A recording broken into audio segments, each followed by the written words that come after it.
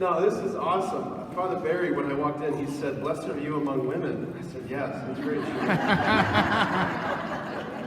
Very true. This is way cool.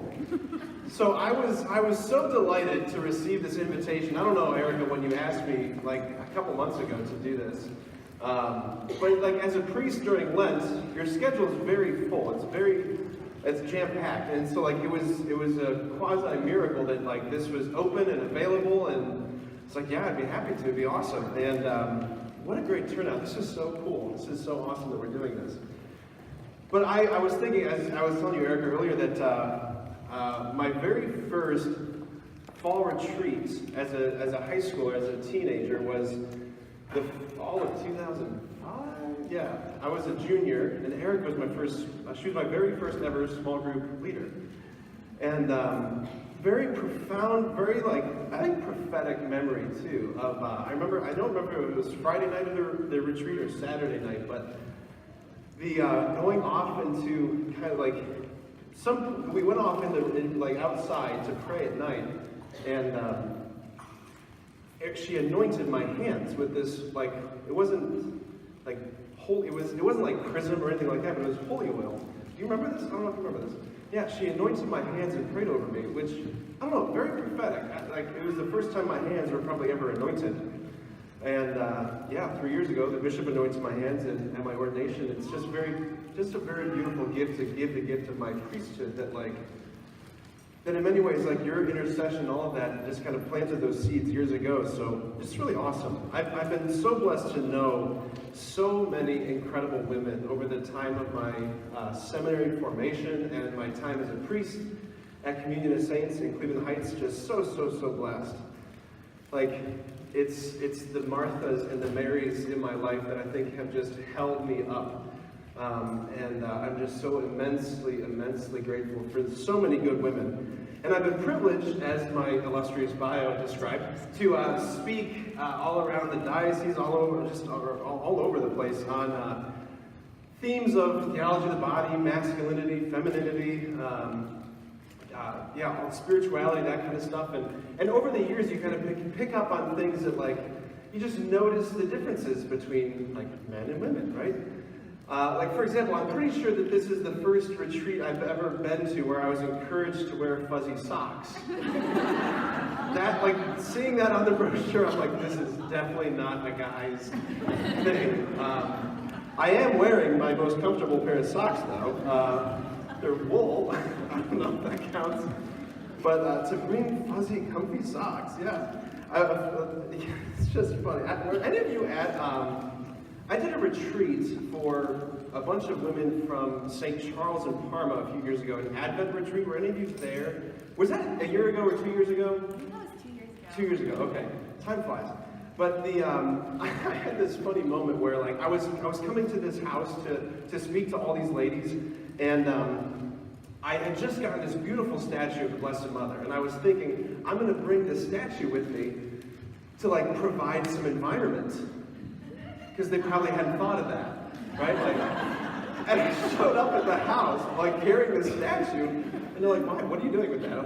I'm looking around, and there's the Catholic version of Chip and Joanna Gaines had exploded all over the house, and it was I felt so stupid.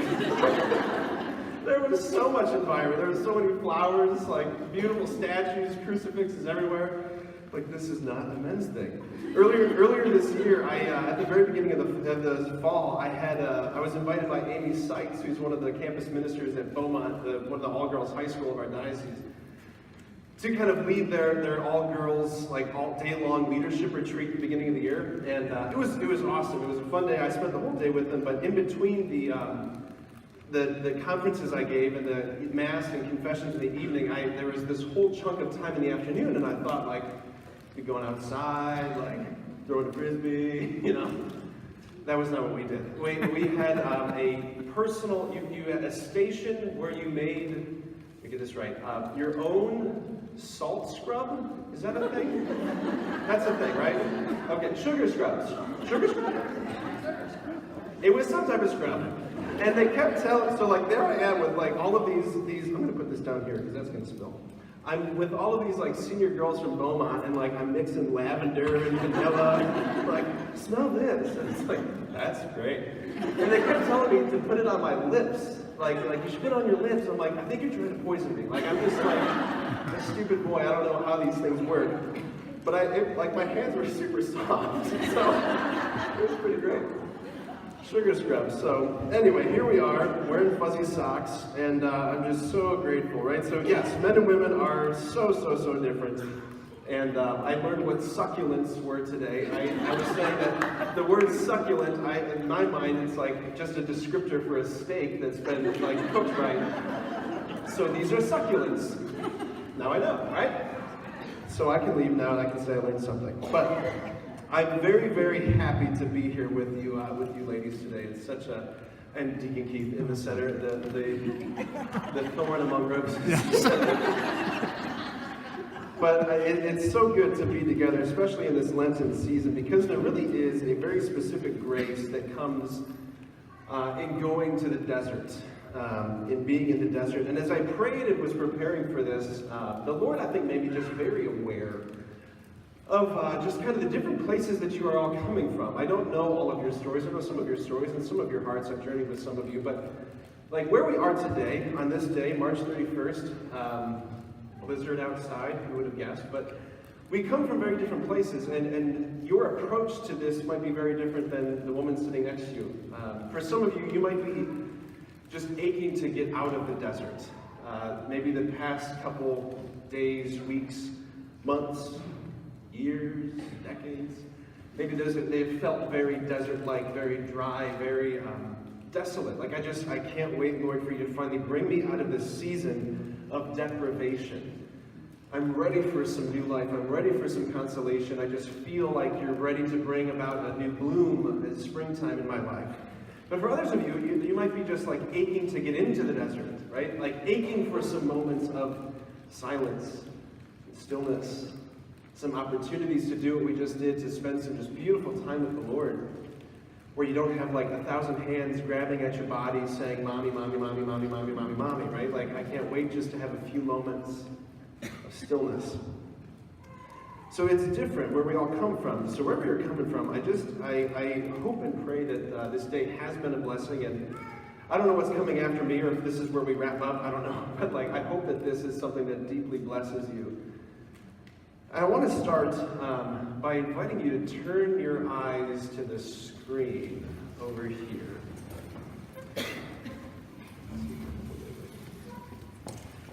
So you've all heard, I'm sure, of Lectio Divina, which is that tradition, that spiritual tradition that comes to us doing sacred reading, sacred reflection on the scriptures, where we really meditate on a particular word. I want to invite us for a few moments to do a little Lectio Divina, if you will. That's how you know you're a theologian, you get to make up words. Some contemplative gazing. I want you to look at this image. I stumbled across this painting recently. It's called Christ in the Wilderness. It's by this impressionist named Britton Riviere. Just want you to look at him. Christ sitting there. Just looks exhausted. Right? He's fatigued. He looks so worn out. He looks parched and aching and hungry and feeling. I just imagine this is sunset, and I just imagine that like the chill of the air is just beginning to touch his skin. He's not wearing like a thick jacket, but the air is beginning to cool his body, and he's sitting there. What I find so remarkable about Christ in the desert, which the church says when we do Lent, we are uniting ourselves to this mystery. That what's so remarkable about this is what we see in Jesus is this insistence, this determination to stay human. Whereas you and I, we have such a desire to flee from our humanity. We have such a desire to flee from all of that. Like, look at his posture. Slumped over, right? I joined a CrossFit gym back in September. I know you can probably tell. I got injured back in November, and I've been making charitable donations to the gym for the past 4 months. For those of you who didn't get that, that means I've not been going. But he looks like how I felt after every single workout. Just ready to die, exhausted, totally spent. This is the humility of our Lord. This is like the omnipotent one who holds up the foundation of the earth as they're sitting on the very earth whose foundations he's upholding. So remarkable. Notice the stark landscape, right? It's arid, it's dry, it's rocky, it's not quite what we typically picture when we think of desert. There aren't cactuses or succulents in the Judean wilderness. A few years ago, 2 years ago in fact, I had the opportunity to go to the Holy Land with 10 other priests. This is us at, I honestly don't remember what this sacred site was. Something holy happened here. Isn't it terrible? I really don't remember. Moses learned to walk here. I don't know. You get to a saturation point on these pilgrimages. You're like, okay, great. Like Peter went up to heaven here. Great. Okay, can you get back on the bus? I'm hungry, right? But this is the Judean wilderness. This is another image of what it looks like. If the screen will. Oops. It's dry, it's arid, it's rocky, it's not like sand dunes, right? Let's go back to this image.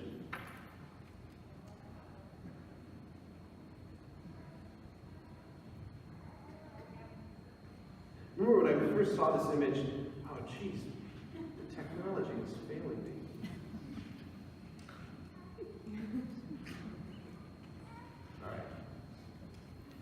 When I first saw this, what struck me as I was praying through this, and just like praying with this image, what just struck me so much was how he's so exposed.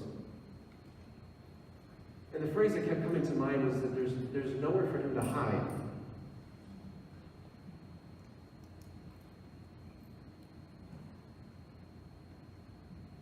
Let those words sink in for a moment. There's nowhere for him to hide. We love to hide. Maybe it's better to say that we prefer to hide. It's kind of the default position that those of us who live in this fallen world, it's kind of the default position that we take, this hiding. We hide in our sins, and we hide the very fact of our sins. We hide our imperfections, we hide our weaknesses, we hide our insecurity, we hide the things that we think are a liability to having other people like us, prefer us, be around us, think well of us, all of that. We hide behind excuses. We hide by numbing ourselves with wine and shopping and scrolling and Netflix and all of these things. We hide from the real pain and the real disappointment and the real hurt that we carry in our hearts. We hide that stuff by gossiping, by venting, by getting together at girls' night and just complaining. We hide behind the masks of busyness, and we avoid the demands of growth and change by hiding in the grind of the daily routine. We hide behind all of these things, and we hide from the Lord. Maybe we even hide from our own husbands, or we hide behind our husband's own struggles. You know, like, well, I'm doing fine, but like he really needs to get his act together. Like he needs to stop looking at porn. He needs to get his act together. He needs to be praying more. Why isn't he praying the rosary like such and such a guy? I wish he would lead the family better. We hide behind our own husband's struggles. And maybe you just hide in the promise of like, I'll do it tomorrow. I'll start tomorrow.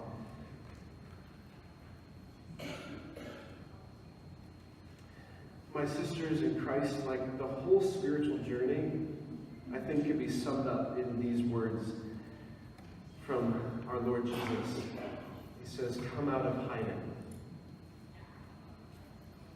I think the whole journey of redemption, the whole journey of salvation, the whole journey of healing in the spiritual life is summed up by come out of hiding.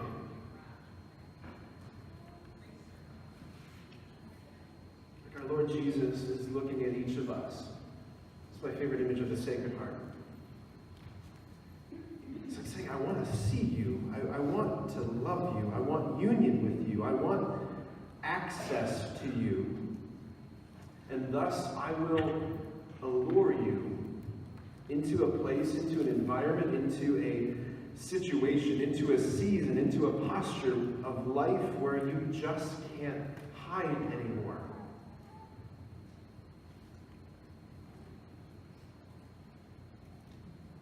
Look at his eyes.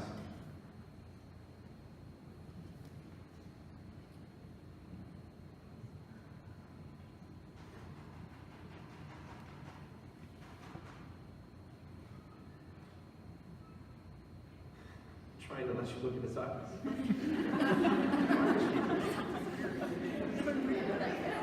Are you fighting me over there, Kelly, with the space bar? Okay.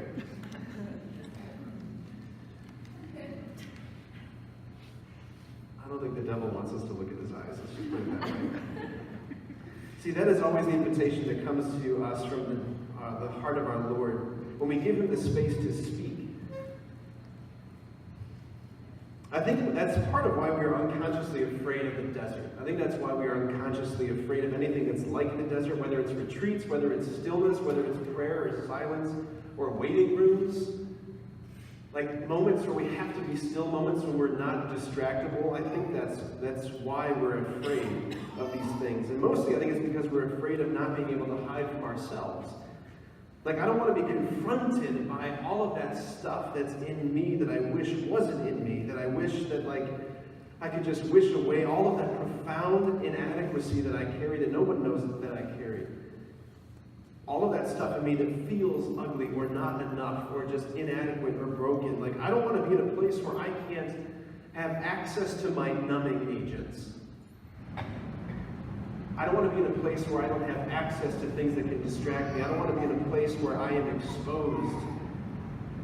Because if I can't numb my pain, if I can't numb that stuff, if I can't drown out the voices, then sooner or later, all of those voices that just have been in me for so long, those voices that say, you're not good enough, you're not loving enough, you're not a good mom, you're not a good wife, all of those voices that say that you're not a good enough disciple, you've got everybody fooled. That voice that says, but I know who you really are. Like, I don't want to be in a place where I can't drown out that voice. And whether it's stillness, like I said, or silence, or retreats, or prayer, like, I think so many of us, we're just afraid of this because we're just so used to the posture of hiding.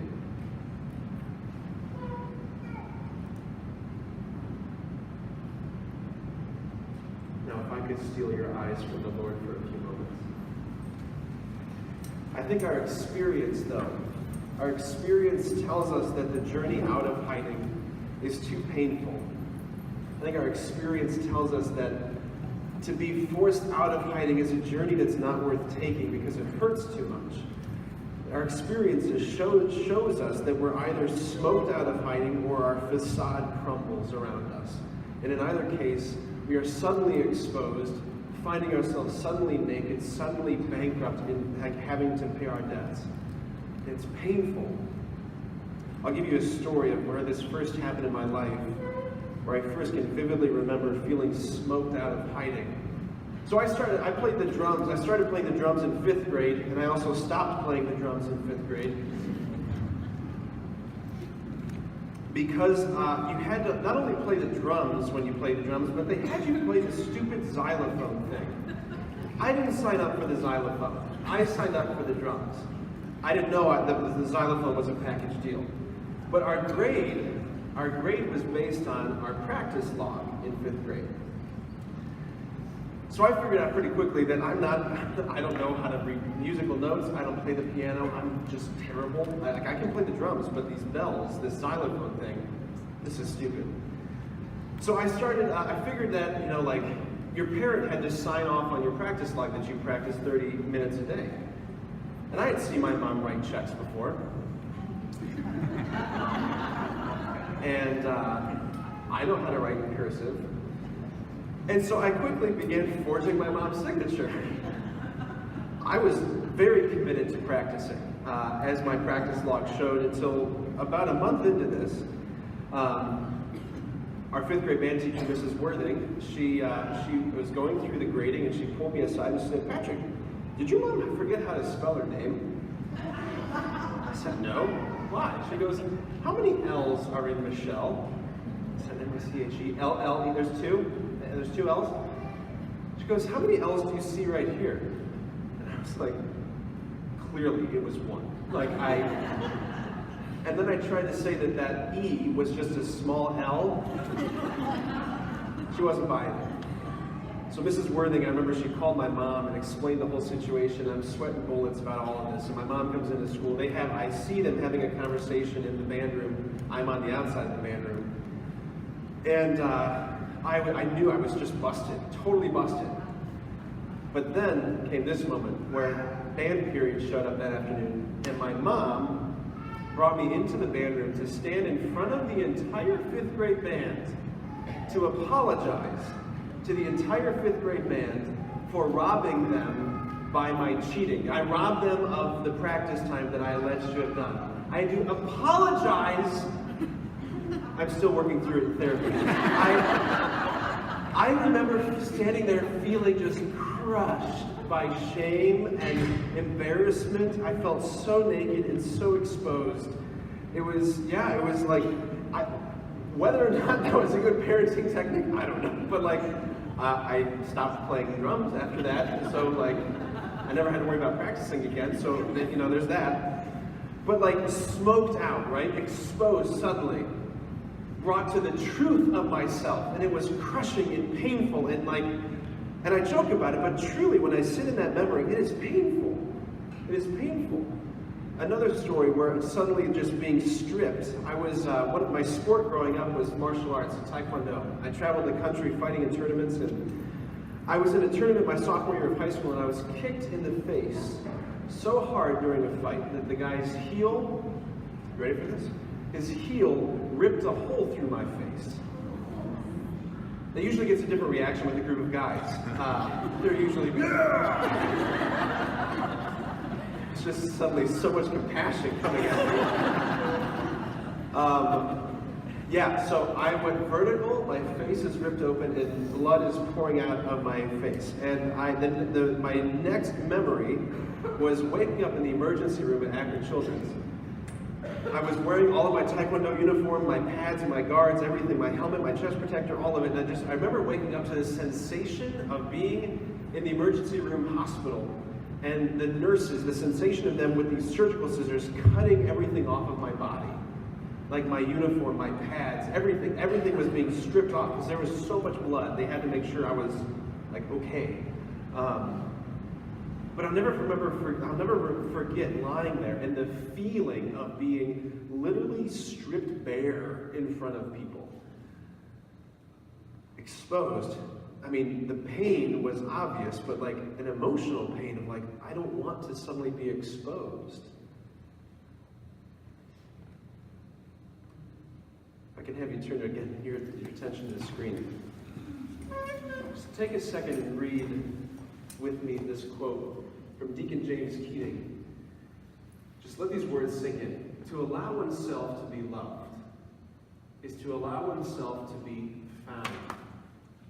Love is suffering because it draws out of us our true condition, a condition that we have been hiding from others. The one who loves us is like a searching light in his fascination with us. Love wants to know. Love wants to revel in our real presence. The suffering that is love is the pain that is known when sinners attempt to reveal themselves after a lifetime of emotional reserve, independent living, and self-concern. Love's suffering is the pain of coming to life as a gift for another. Ultimately, being such a gift and remaining in a posture of self-giving will become joy and not pain. See, there's a part of us that because of what we hide, We are so afraid that we are a gift worth rejecting. We're afraid that we are a gift worth rejecting. I want to tell you the story of my first experience of suffering the gaze of Christ, drawing me out into the open. It was when I was in first theology at the seminary, and one of the big rites of passage of the seminary experience is doing, in first theology, you go on a postinia retreat. Postinia is a Russian word that means desert. So it's a retreat experience where you go into a room for 24 hours of silence, where you are alone with the Lord, with an icon, with the scriptures, with a journal, and you have a loaf of bread and a pitcher of water, and you're just in there for 24 hours. And I remember, getting ready for this retreat, building up to it, knowing that it was coming, and the closer it got, the more nervous I got about it. And I'll never forget Father John Loya, who was the spiritual director. We went up to the third floor of the seminary, and he escorted each of us into our rooms one by one. And I had my pillow and my Bible, my journal, my icon, my pen, my bread, my water, everything that I would have for the next 24 hours. I'm being escorted into this room, and I walk in. By the way, they call these rooms cells. Like prison, right? Okay, so I'm escorted into my cell, and I walk in, and Father John, he takes the door and just begins closing it very slowly, and just before it closes, he just goes, bye. I remember suddenly, I've never had a panic attack in my life, but if I ever did, that was probably the closest moment of just this sudden rush of I'm gonna die in here. I should have done my will before I came on retreat. I am assuredly gonna die. I thought though, okay, I'm a seminarian, I can do this. I know how to handle this. We love silence, we love prayer. I can't do this. And I just started doing recon in my room is what I ended up doing. I put my stuff down on the table, I made my bed, and I just began thinking I wonder what's going on in this room. I wonder if there's any cool things in this room to find. Mind you, it's like an 8 by 10 room. There's not much going on in that room. I counted how many tiles were on the floor. I counted how many ceiling tiles were on the ceiling. I turned over the mattress to see if there's anything cool under the mattress. Open up the closet to see if there's anything, again, cool in the closet. I was going to suddenly find a TV and an Xbox. Wow, how creative. This is just what I want. I remember pulling open the drawers in the built-in desk and nothing in the drawers, and I thought, I could just flip the drawers over, and I noticed on the bottom of one of the drawers, someone wrote the word, carved into this drawer with their pen, the word help. Okay? Not good. And so then I thought, well, at least I could eat and eat my bread to pass the time, nervous eating, right? So I grabbed my loaf of bread, and I was sitting by the window watching the traffic go by in I-90 by Euclid Avenue, the exit, and I'm just sitting there and just watching cars and just eating my bread. About an hour goes by, and I realize all my bread is gone. That was all the food I had for the 24-hour retreat. So now I'm thinking, I'm going to starve to death. Certainly going to die. And then I thought, okay, well, what if I just drank a ton of water? It would force me to go to the bathroom, and that's the thing I could do. So I started doing that, and I'm drinking all this water. So it was about 5 hours into the 24-hour Postinia retreat before I was at a place where the Lord could even begin to speak to me.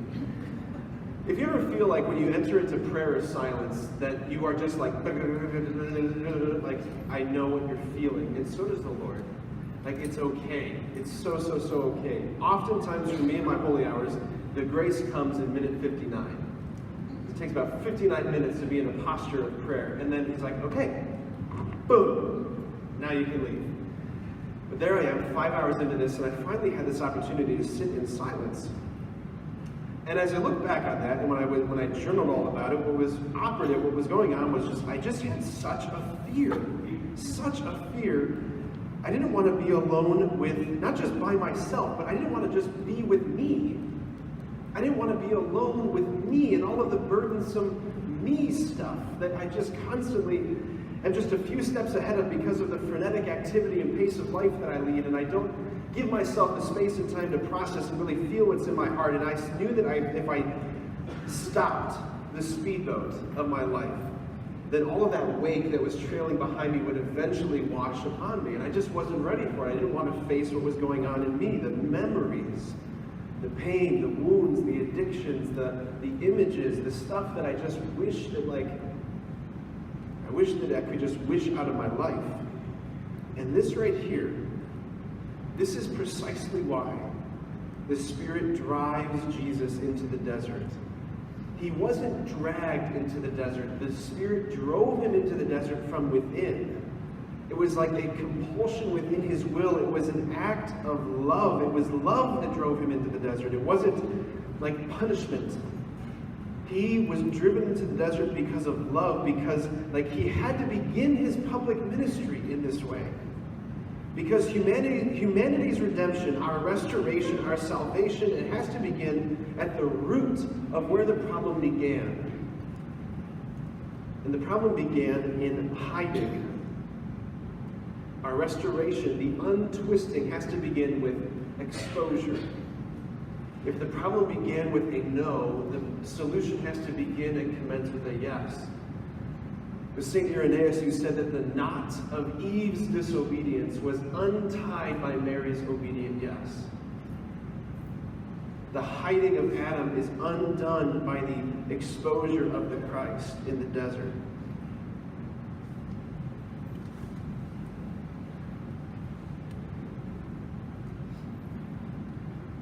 Jesus, he goes Adam's route, but in reverse.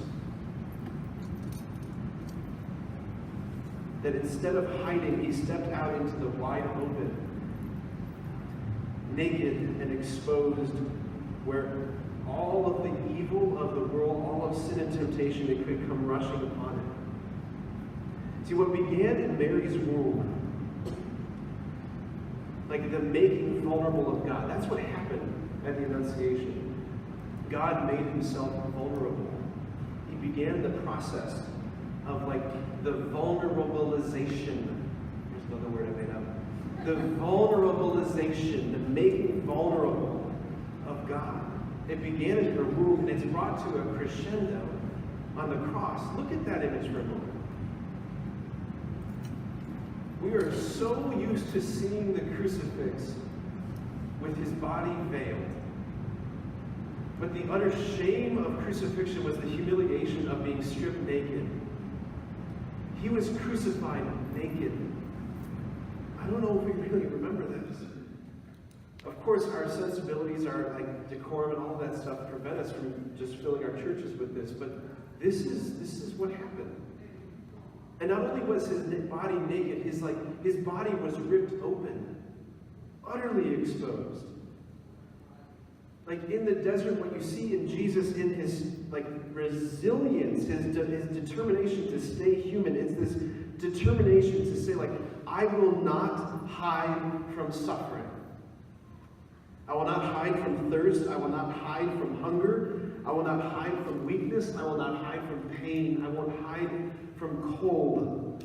I won't hide from human limitations. I won't hide from frailty. And I will not hide from rejection and suffering. I won't hide from these things because you, as my bride, you cannot hide from them, even though you think you can, even though you try. I refuse to, because you can't. We were not made to hide. We were seduced in the beginning into thinking that it was the best option for us. It was the enemy, the seducer, the accuser, the enemy of our human nature, who seduced us into thinking that the bushes were better than the embrace. But it wasn't true then, and it's not true now.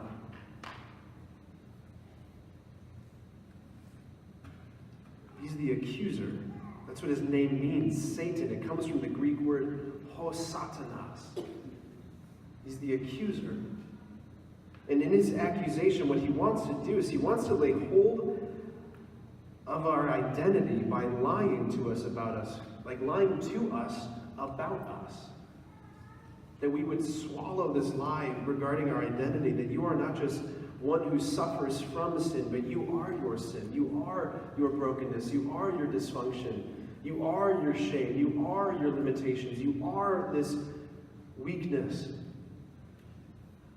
And so he asked Adam and Eve, he asked humanity a question to give birth to this lie. He approaches them and he says, did God really say that you shall not eat of any tree of the garden? Which is not what God said. But did God really say that you shouldn't eat of any tree of the garden? I want you to know that anytime you hear in your own heart, in your own interiority, the word really, you can almost be assured that it's the calling card of the enemy. It's the tail of the serpent. It's how it sounds something like this. Like, do you think God could really love someone like you? Do you think God could really forgive you for what you have done? Do you think that you're really forgiven, actually? Do you think that you really could be free of these attachments, these addictions? Do you really think that you could be healed? Do you really think that you'll ever be free of this? Do you really think that you'll ever wake up in the morning and feel okay? Do you think that you'll ever wake up in the morning and really like who you are? Do you think that your husband is really still attracted to you? Do you think that you're the only one that he has eyes for still? Do you really think that you're in the same league as these other women around you? Do you hear it? Do you hear that word? That's not how the Father speaks. Do you really think that your kids are going to be fine? Do you really think that you're doing a good job, a good enough job? That you're doing enough? Do you really think that anybody would love you if they knew that you struggled with this? That you ever thought about doing this? That one time in your past you did this? That you and your husband struggle with this? Do you really think you'll ever get pregnant? I know this is so sacred, this ground, because these are such deep wounds and deep pains, and the enemy knows it, and he presses his finger into it with that word really, to lay hold of your identity and to give you all of the reason in the world to question that you are who you are. And you are who the Father says you are. You are the beloved. You are not the sum of your faults and failures. You are the child of God. Like the question that Adam and Eve was asked by the enemy, it was meant to cast doubt on their identity as the unconditionally loved ones. Placing our identity in question, that doubt, it gives rise to fear, and that fear, it gives rise to the desire to hide. Going back to that Deacon James Keating quote, that there's something in me, there's something about me that is rejectable. There's something about me that is rejectable, not a gift to be received. And what we do every time is we hide.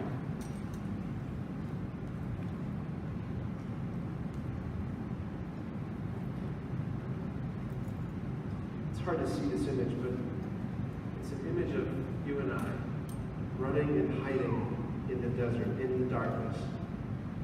To Adam and Eve, they grasped, out of their fear, they grasped at the fruits of the tree of the knowledge of good and evil, and the immediate consequence, the scripture says, the immediate consequence is that they were filled with shame, and so they hid their bodies from God. And you and I, all of humanity, all of the sons and daughters of Adam and Eve, we've been doing it ever since, just like mom and dad. In God's voice, it enters the garden. But instead of hearing him like a loving father frantically searching for his child, imagine you who have children. I pray to God this never happens to you, but the fear, and I'm sure you've had nightmares of this, the fear of losing your child. I was at an amusement park when I was in middle school at Six Flags, and I'll never forget hearing on the PA system, lost child, this alert that there's a child that's been lost. And I happened to be near somebody who was related to this child, and they're frantically calling out the little girl's name, Sylvia. I'll never forget it.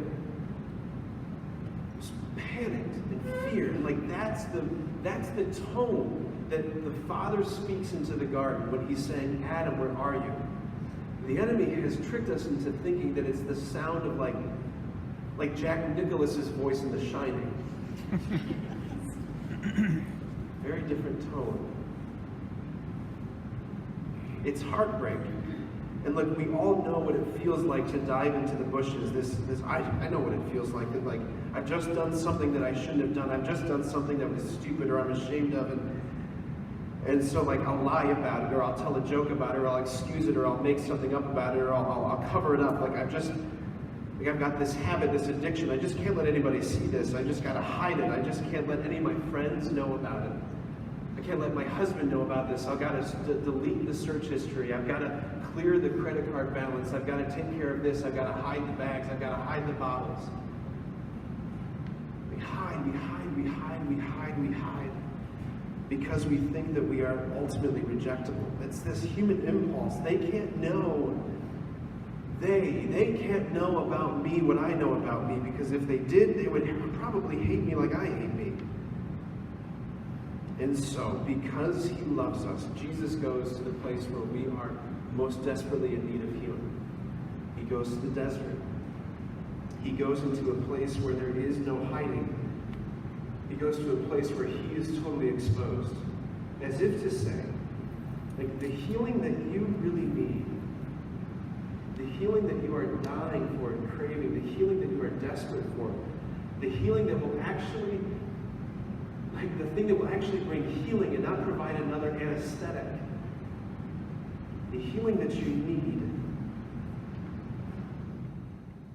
is to come out here and allow yourself to be seen, to allow yourself to be unmasked, to stand out here naked and lay bare. He's so desperate to communicate to us.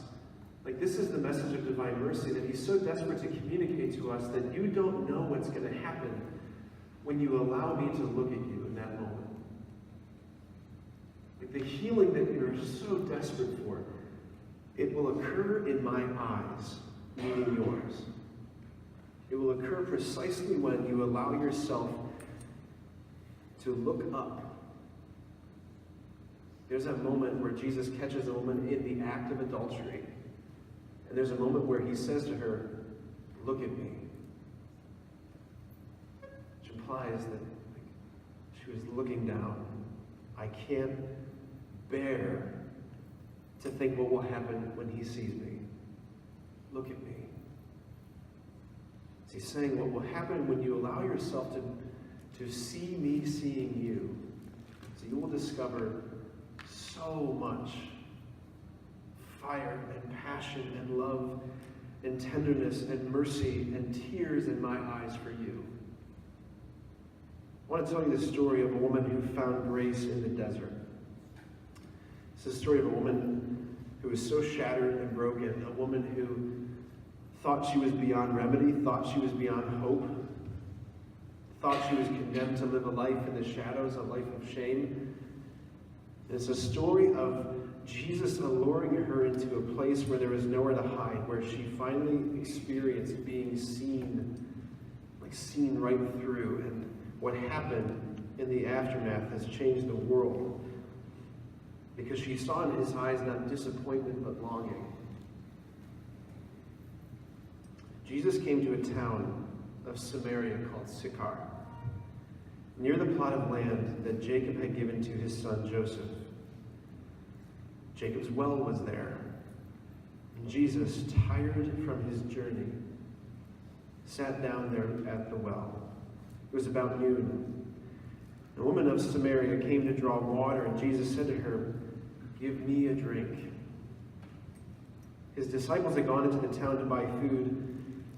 The Samaritan woman said to him, "How can you, a Jew, ask me, a Samaritan woman, for a drink?" For Jews had used nothing in common with Samaritans. Jesus answered and said to her, "If you knew the gift of God, and who is saying to you, give me a drink, you would have asked him, and he would have given you living water. The woman said to him, Sir, you do not even have a bucket, and the cistern is deep. Where then can you get this living water? Are you greater than our father Jacob, who gave us this cistern and drank from it himself with his children and his flocks? Jesus answered and said to her, Everyone who drinks of this water will be thirsty again. But whoever drinks the water I shall give will never thirst. The water I shall give will become in him a spring of living water, welling up to eternal life. The woman said to him, Sir, give me this water, so that I may not be thirsty, or have to keep coming here to draw water. Jesus said to her, Go call your husband and come back. The woman answered and said to him, I do not have a husband. Jesus answered her, You are right in saying, I do not have a husband. For you have had 5 husbands, and the one you have now is not your husband. What you have said is true. The woman said to him, Sir, I can see that you are a prophet.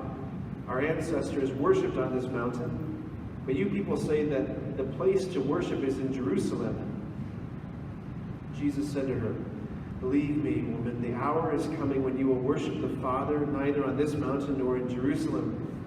You people worship what you do not understand. We worship what we understand, because salvation is from the Jews. But the hour is coming and is now here when the true worshipers will worship the Father in spirit and in truth. And indeed, the Father seeks such people to worship him. God is spirit, and those who worship him must worship in spirit and truth.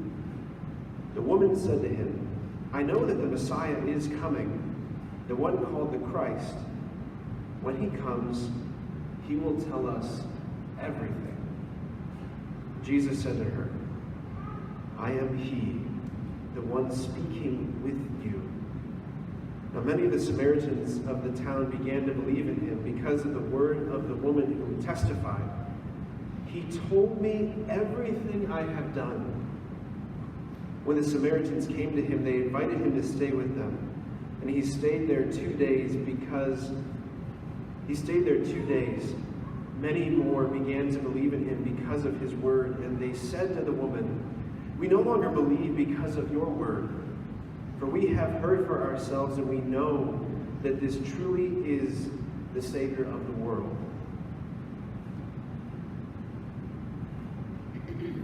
The Gospel of the Lord.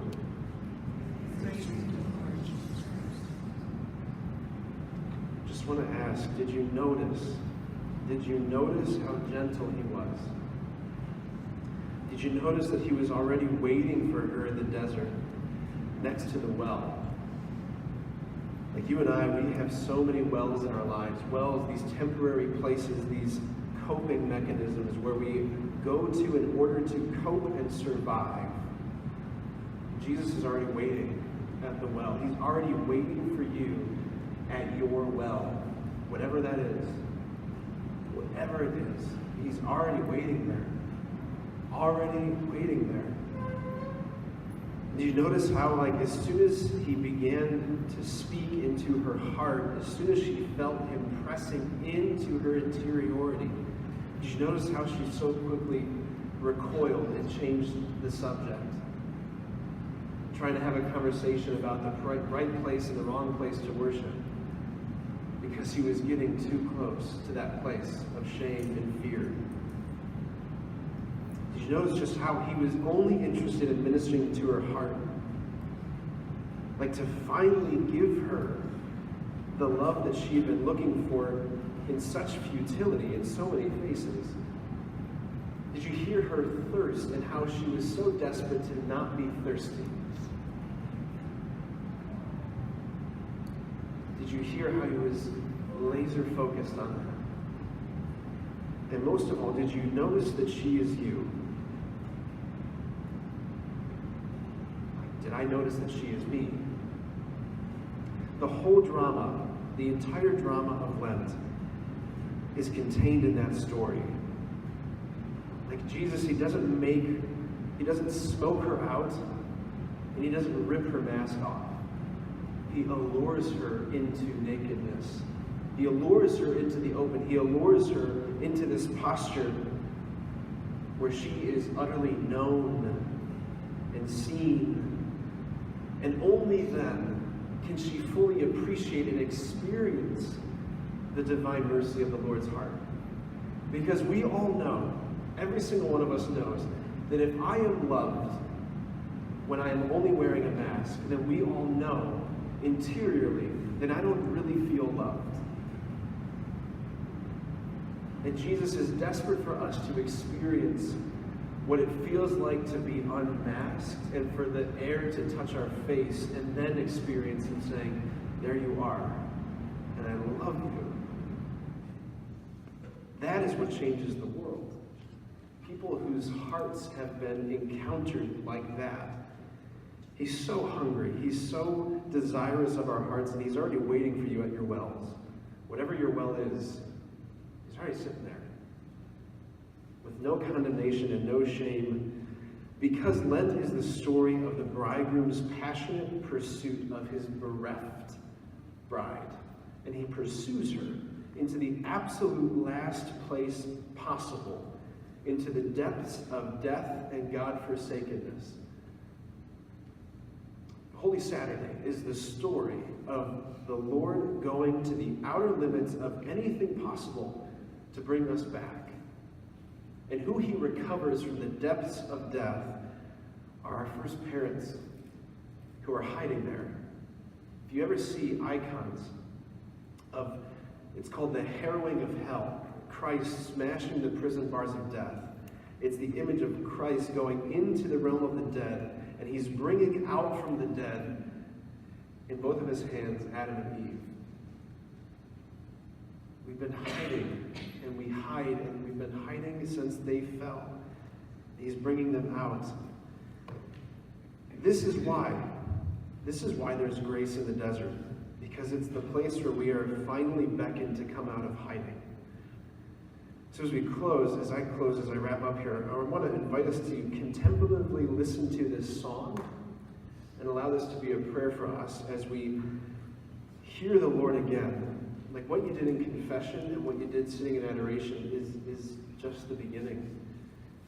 It's a lifetime commitment to step out of the darkness, to step out of hiding, to allow ourselves to be seen, and to experience ourselves as seen. So let us pray.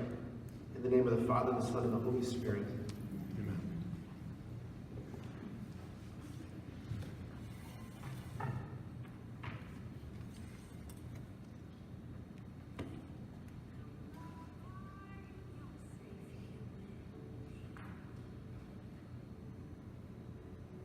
There's no need to cover what I already say.